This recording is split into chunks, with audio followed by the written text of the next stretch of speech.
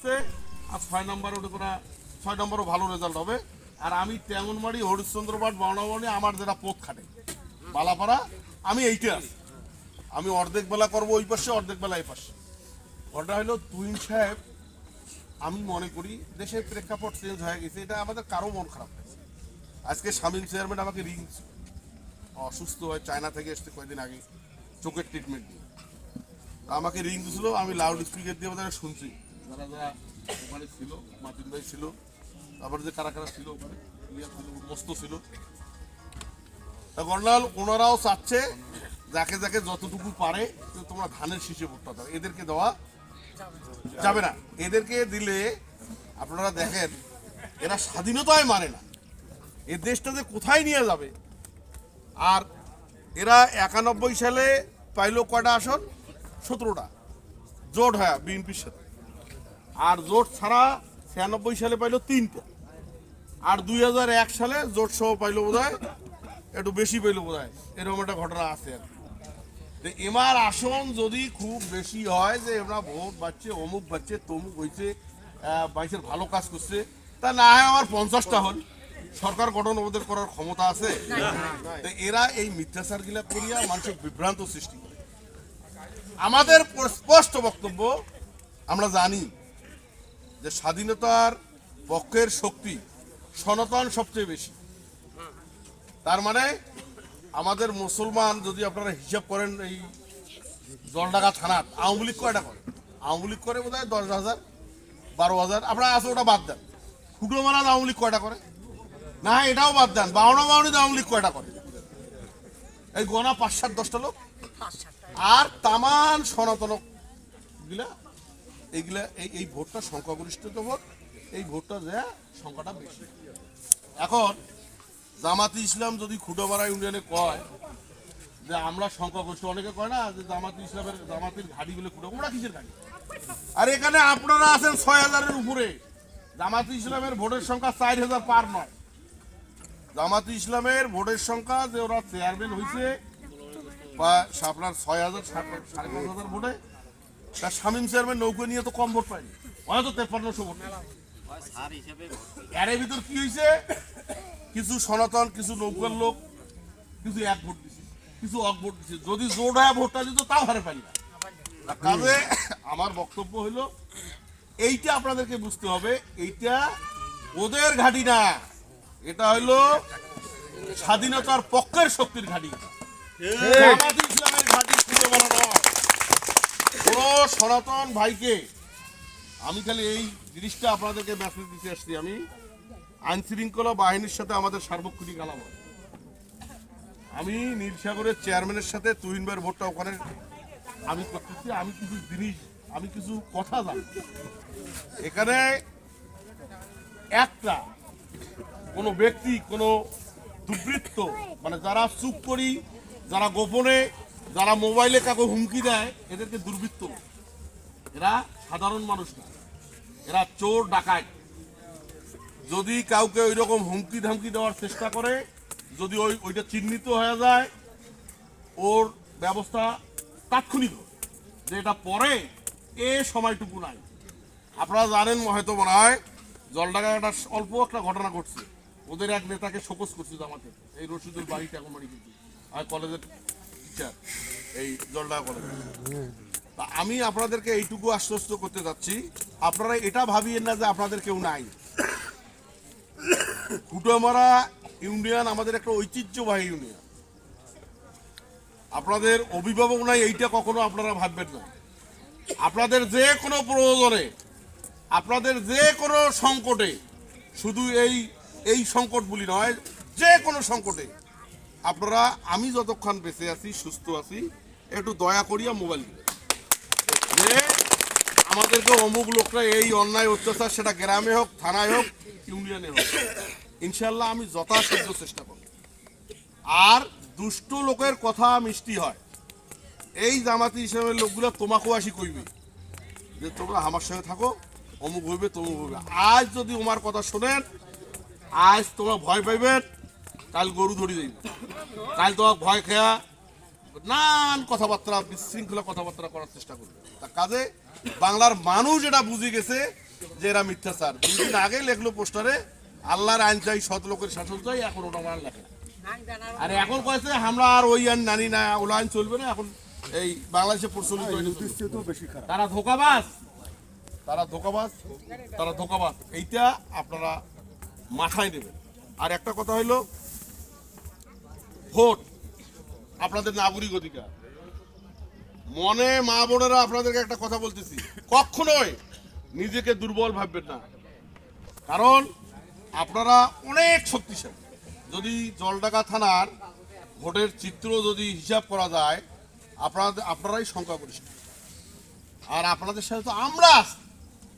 আজকে তারেক রহমান দেশে নামেই কি বলছে, যে 71কে যদি অস্বীকার করা হয়, সে এ দেশকে তারা স্বীকার করে না। তাদের প্রীতি হলো, ভাব প্রীতি হলো পাকিস্তানের দিকে।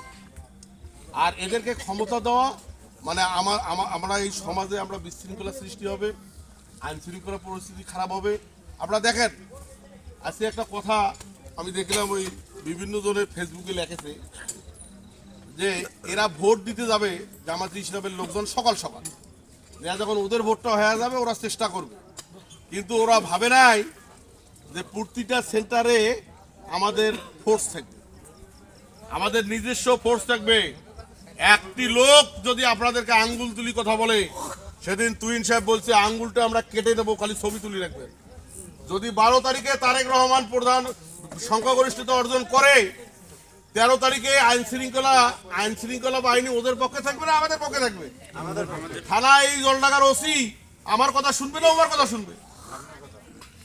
আমাদের যে সরকার গঠন করবে তার কথা শুনবে? ওরা কা গেলে শিখায় ওই দিন নাই। আর ওরা 12 তারিখে ভোটটা হলেই এরা বুঝতে পারবে যে মানুষের, এই বাংলাদেশের মানুষের কাছে, আমাদের মা বোনদের কাছে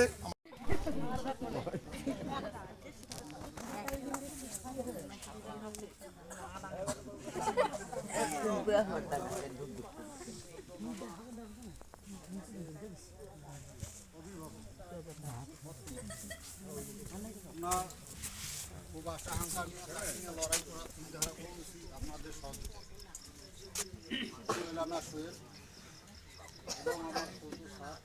পাশে আছে উপস্থিত সনাতন ধর্মের ভাই ও বোনেরা আছেন।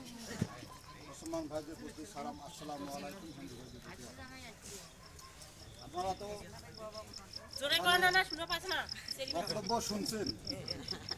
বক্তব্যটার মূল লক্ষণ হলো দুইটা, একটা স্বাধীনতার পক্ষে, একটা স্বাধীনতার বিপক্ষে। যদি না বোঝেন, হয় বাংলাদেশ না হয় পাকিস্তান, বুঝতে পেরেছেন? আমরা কি বাংলাদেশ চাই না পাকিস্তান চাই? বাংলাদেশ চাই। আমরা সংখ্যাগরিষ্ঠ হইলেও আমরা প্রতিবেশী ভাই বোন। আমরা আমাদের জমিতে চাষ করি, আমাদের বাস্তবিকতায় থাকি। আমরা আমাদের জমিতে খাত ফলাই, সেই খাত আমরা খাই, বাজারজাত করি, চলাফেরা করি। আমাদের মূল্যবান দেশটাকে নষ্ট করার জন্য, বিভ্রান্ত করার জন্য কিছু ছেলে, যেমন আজকে আমি এই ওয়ার্ডের মেম্বার ছিলাম, আমি যদি মারা যাই আমার ছেলে কি আমার মতো হবে? হবে না। ততটুকু ঘটনা, একটা ছাত্র মানুষ তার বাবার কাছ থেকে টাকা নিয়ে লেখাপড়া করে, তারা রাজনীতিকে কি বুঝবে? তারা কিছুই বুঝবে না।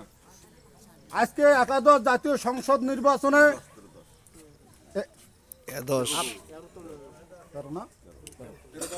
এই যে গত 1.5 বছর আগে ওরা ছাত্র ছিল, এখন হইতে নেতা।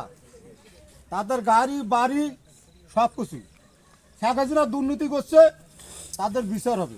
এরা যে দুর্নীতি করলো, এদের বিচার কাকে করবে? এদের বিচারটা কে করবে?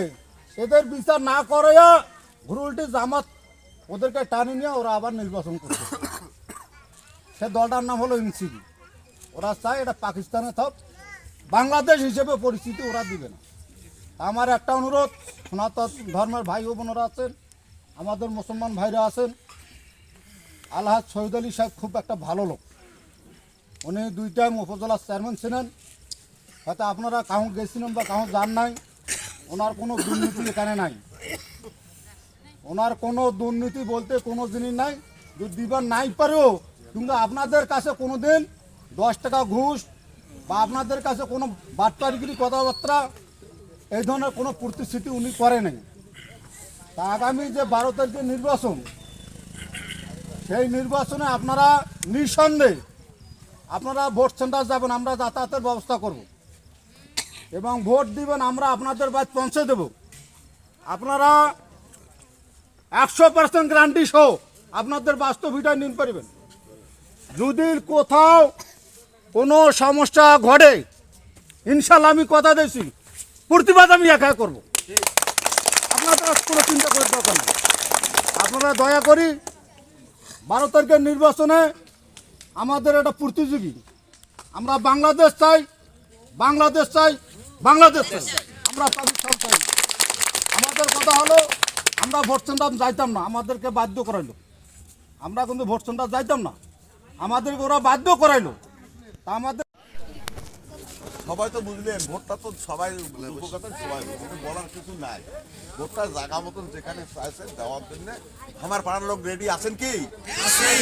সবাই হাত তুলতে দেখেই একজোটে এবার তুলে নেই যে এবারে সবাই তুলে। সবাই তো দিছে। আর আমার কথা, আমার কাছে ভোট দিতে হবে, ওরা যা কয় কোক স্বাধীনতার পক্ষে। তারা বলি না যে বাংলাদেশ চাই মানে না, না এটা বলি লাগবে না, বুঝে নিতে হবে। কাকা লাইট তাহলে উঠি। আচ্ছা সবাই সবাই একটু দাবারকের ব্যবস্থা আপনারা নেন, কোনো বিশৃঙ্খলা করেন না। কয়ে দাও আবারও দিবেন। কয়ে দাও। দিয়ে বসে থাকো। আমি থাকবো। ওটা না, ওটা না।